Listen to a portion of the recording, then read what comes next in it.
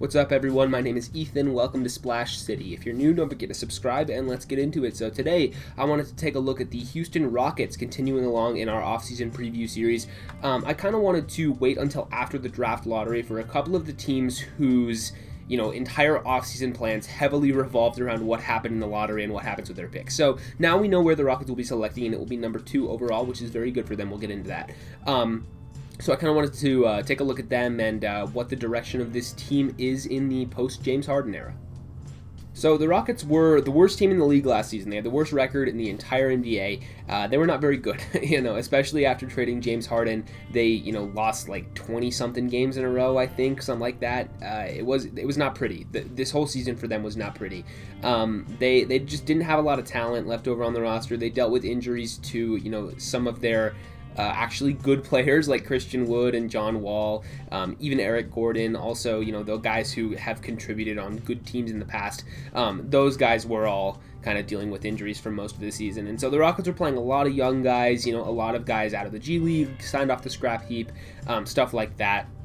And so, it makes sense why they wouldn't be a very good team. And they were clearly tanking, trying to make sure that they get their pick. And they ended up getting lucky in order to keep their pick, because if it had fallen to number 5, then they would have been involved in a swap with the OKC Thunder that would have dropped them down, I think, to like 18 or 19, somewhere in that range, rather than top 4. So they got lucky in order to keep their pick, because they stayed in that top 4. They get number 2, and they will be selecting at the 2nd overall spot in this year's draft. So that is huge for them, and that's kind of the payoff for having this really crappy season, because they do get to keep their pick. That was part of a Russell Westbrook trade from a couple of years ago, of course, and that's the one they gave up, but they managed to keep it because of the protections. So they keep number 2, and I'll talk about what they might do with that pick in a second, but for now, let's take a look at the cap sheet. So the Rockets have a couple of key free agents here, but a lot of their money is committed to a couple of guys at the top of their payroll. So let's get into this.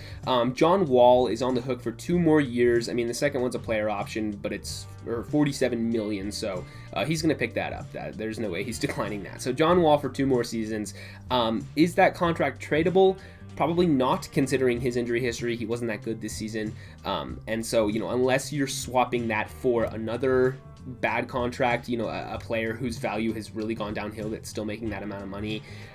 Maybe a guy like Porzingis if the Mavericks don't value him, but you'd have to throw in something else to that, I think.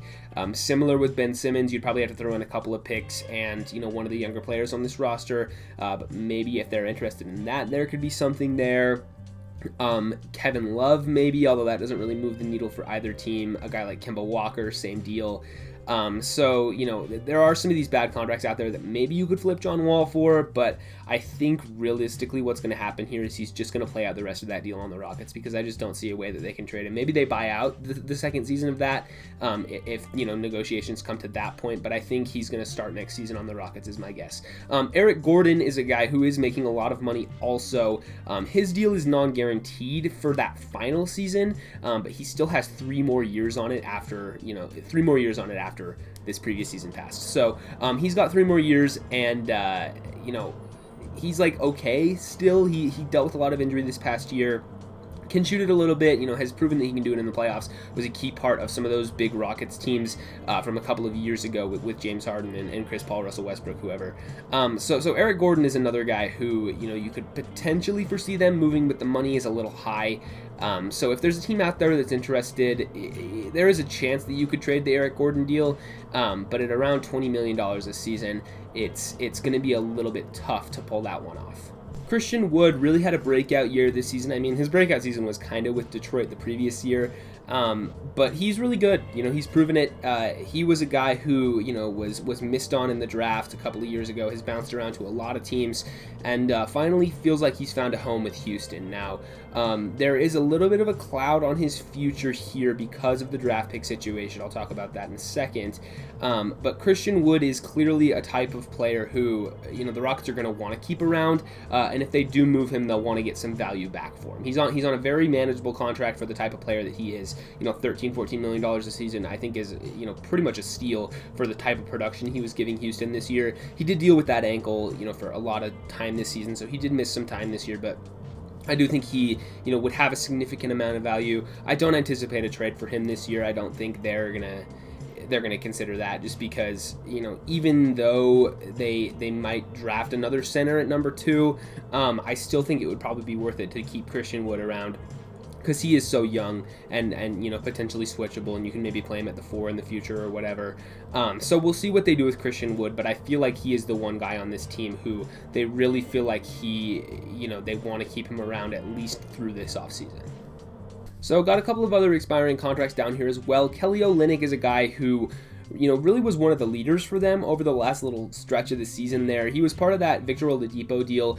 Bring him in, and he, like I mentioned, the Rockets had some guys dealing with injury in and out of the lineup and stuff.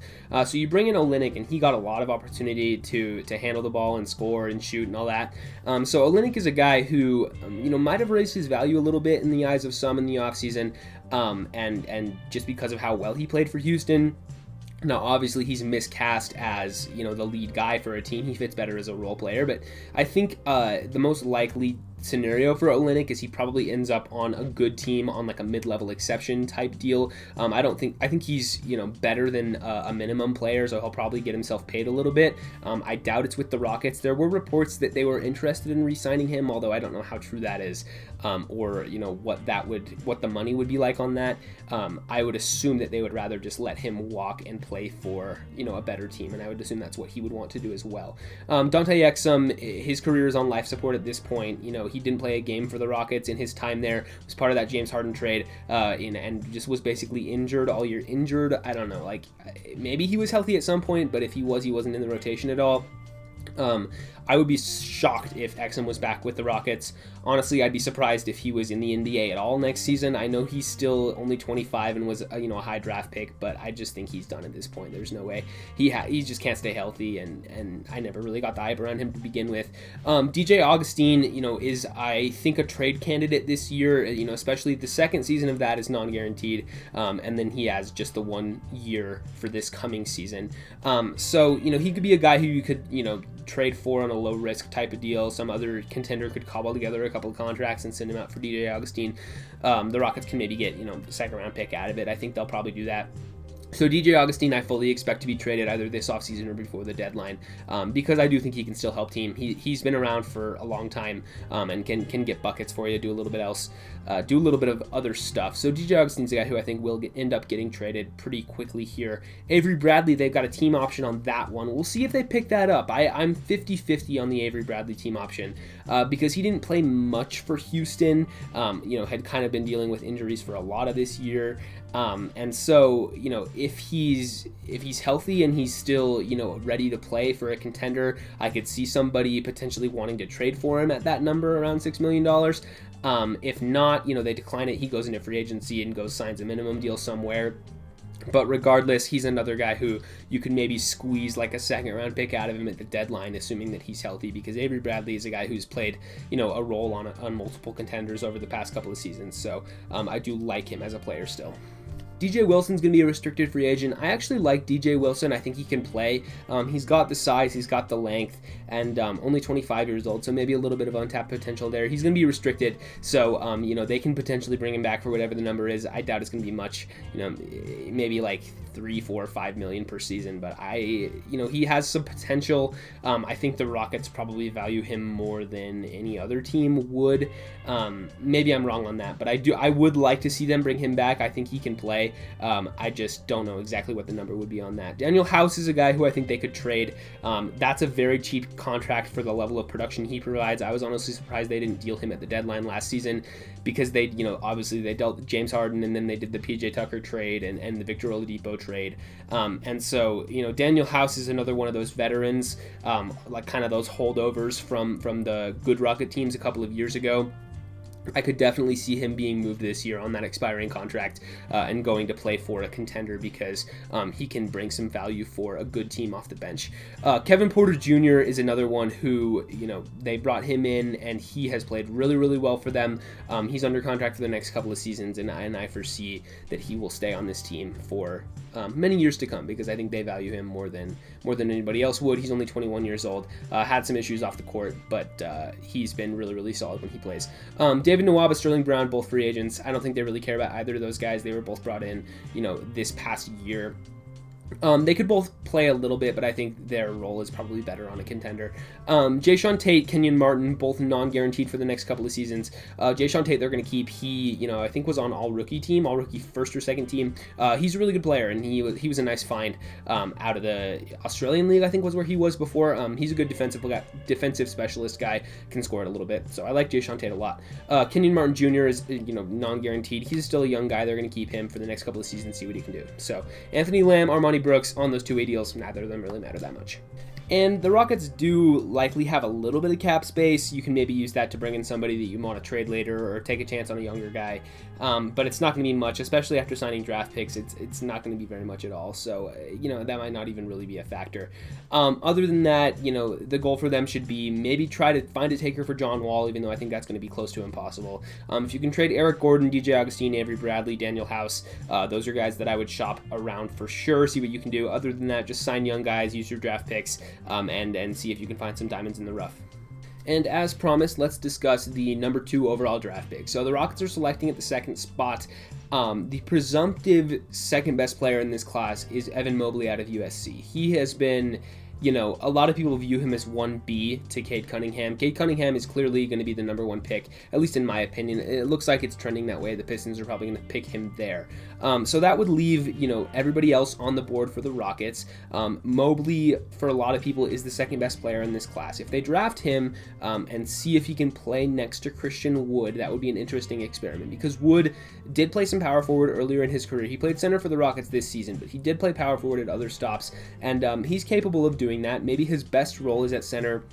And if you have those two guys with a lot of size, what's really the ceiling on that team? Because considering the NBA plays a lot of small ball these days, and it's actually kind of ironic because the Rockets were that team that pioneered small ball a little bit, but under this new regime with new coaching and everything, their identity has switched a little bit. So Christian Wood and Evan Mobley together, I think, would work. You potentially would maybe have to move Wood down the line and get something out of him, which you could. Like I said, his contract is manageable, and I think you could get some decent value out of him if there was to be a Christian Wood trade. So if I'm the Rockets, I probably go with Mobley at 2, but if you're concerned about the fit there, then there are some other good options, right? This team is basically a blank slate. They can just go for best player available. Jalen Suggs, I think, would be a good fit. He could play next to Kevin Porter Jr., and I think that would work out just fine. You could draft a guy like Jalen Green as well, who has that high upside. Even Jonathan Kuminga, who I think I'm higher on than a lot of other people. I doubt they'd take him at 2, but, maybe there's a possibility. Or a guy like Scotty Barnes seems to be rising up draft boards. Moses Moody, maybe. So there's a couple of guys out there. I assume they're going to take Mobley. That's my guess for them right now. But I could also see a Jalen Green or Jalen Suggs pick, and that would not completely surprise me. And they also have 2 picks later in the first round. They have pick number 23 and 24. Those are the Bucks and the Trailblazers picks. So, you can potentially draft a couple of players down there as well. Guys, late in the first round, you can find some talent down there. This is a deep draft, so the Rockets are going to have their shot to bring in 3 young rookies here, and we'll see what they end up doing with it. But they can really get this rebuild chugging along, because this is the first offseason without James Harden that they're really planning on fully, leading into this rebuild. So we'll see what they do. I think it's going to be an exciting offseason for Houston because they've got a lot of work to do, and hopefully they can turn this ship around. But yeah, that's all I have on the Houston Rockets. Like I said at the top of the video, if you're new, don't forget to subscribe, leave a like, ring the bell if you want to. Leave a comment letting me know what you guys think about Houston. How do you feel their rebuild's going to go? Who do you think they're going to draft? Who are they going to trade this offseason? I would love to hear your thoughts in the comments down below. But with all that said, I will see you guys in the next one.